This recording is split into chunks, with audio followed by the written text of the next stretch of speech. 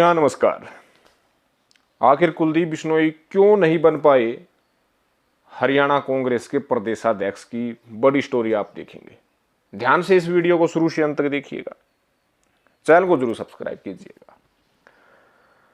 जरा याद कीजिए कांग्रेस का वो भजनलाल दौर जिसमें भजनलाल की तूती बोलती थी।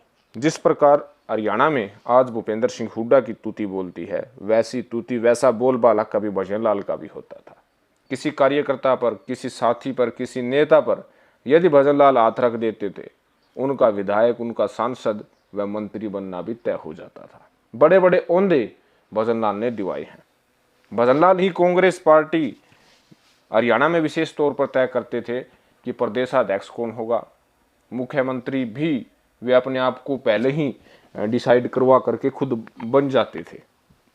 राजनीति के पीएचडी चौधरी भजनलाल को कहा जाता था और अब भी कहा जा रहा है। लेकिन उनके छोटे लड़के कुलदीप बिश्नोई बार बार अपने ही संगठन में मात खाते नजर आ रहे हैं।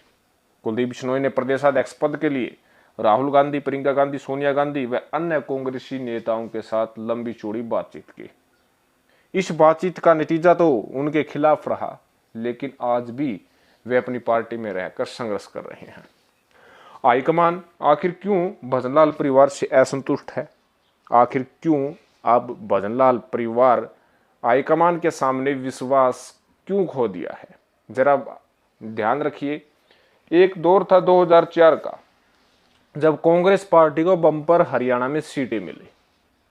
तब कहा जा रहा था कि भजनलाल को ही फिर से कांग्रेस पार्टी मुख्यमंत्री बनाएंगे, लेकिन ऐसा कुछ नहीं हुआ। भूपेंद्र सिंह हुड्डा को कांग्रेस पार्टी ने अपना मुख्यमंत्री बनाया और चंद्रमोहन बिश्नोई, जो भजनलाल के बड़े बेटे हैं, उनको डिप्टी सीएम का पद दे दिया। बताया जा रहा है कि कुलदीप बिश्नोई को उस वक्त केंद्रीय मंत्री बनाया जाना था और भजनलाल को राज्यपाल का नाम जो है तय कर लिया था।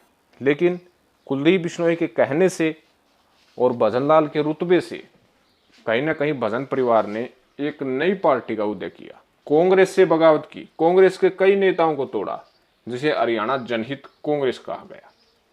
हालांकि कुलदीप बिश्नोई को इतनी बड़ी सफलता नहीं मिली।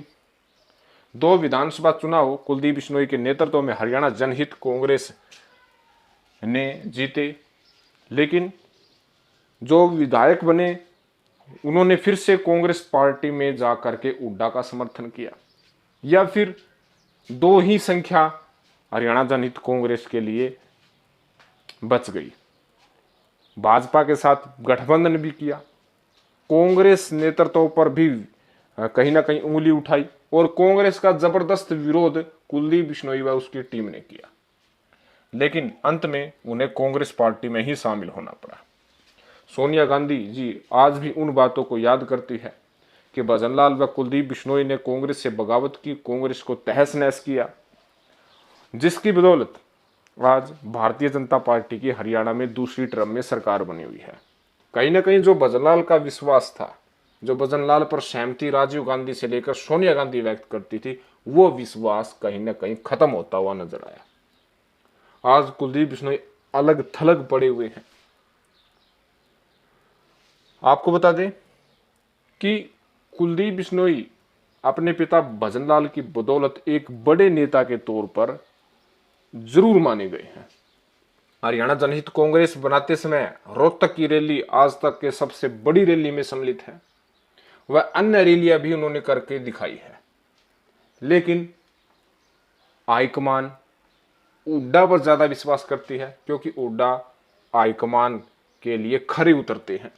पिछला विधानसभा चुनाव में जो हुड्डा का गृह क्षेत्र माना जाता है, जिसमें रोहतक, सोनीपत, पानीपत, झज्जर के एरिए से सबसे ज्यादा कांग्रेस पार्टी के प्रत्याशी जीते हैं, जो हुड्डा गुट के सम्मिलित है।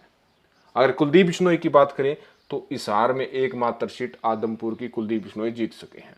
जिन जिन को कुलदीप बिश्नोई ने टिकट दिवाई, खुद को छोड़कर दूसरे प्रत्याशियों की हार हुई है। कहीं ना कहीं ये रिकॉर्ड भी हाईकमान के पास पहुंचा।